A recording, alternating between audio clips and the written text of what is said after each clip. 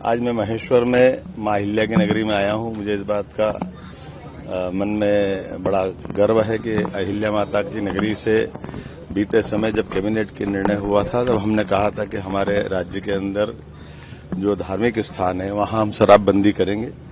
मुझे इस बात का संतोष है कि कल के बाद महेश्वर, मंडलेश्वर, ओंकारेश्वर, पन्ना, ओरछा, उज्जैन ऐसे 17 स्थानों पर शराबबंदी लागू की जाएगी।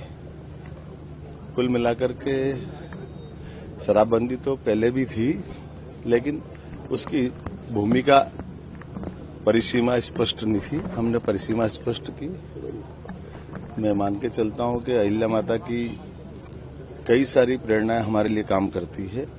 उन प्रेरणाओं के आधार पर हमारी सरकार के द्वारा जिस प्रकार से काम किए जा रहे हैं वो जनहितैषी काम की प्रेरणा अगर कोई है तो अहिल्या माता है।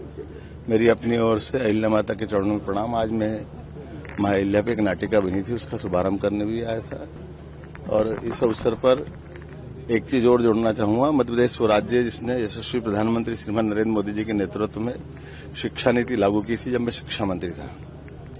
आज एक लेख लिखा है श्रीमती इंदिरा गांधी ने और उन्होंने उस शिक्षा नीति को लेकर के जो बात कही है, मैं कटु शब्दों में उसकी निंदा करता हूं। मुझे इस बात का ऐसा लगता है कि उनने वो नई शिक्षा नीति देखी नहीं है। हम अपने अतीत के ऊपर गर्व करना चाहिए। उसको अगर कोई अतिरंजित का बात कहता है या वो कम्युनल बात कहता है तो कम्युनल तो वो थे। अगर हम महाराज शिवाजी अकबर में तुलना करेंगे, महाराज शिवाजी और औरंगजेब में तुलना करेंगे तो हमारी जड़ें तो शिवाजी तरफ जुड़ना चाहिए। हमारे देश के जो नागरिक हैं उनके प्रति भाव होना चाहिए। ये रहीम रसखान का भी सम्मान करता है, अच्छी बात है, लेकिन रहीम रसखान ने यहाँ के भगवान कृष्ण की भक्ति गाई है, जड़ों से जुड़ने का प्रयास किया है।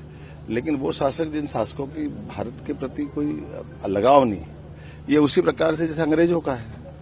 अंग्रेजों से क्यों बाकी लोगों ने स्वतंत्रता का युद्ध लड़ा है, देश को आजाद क्यों कराया है?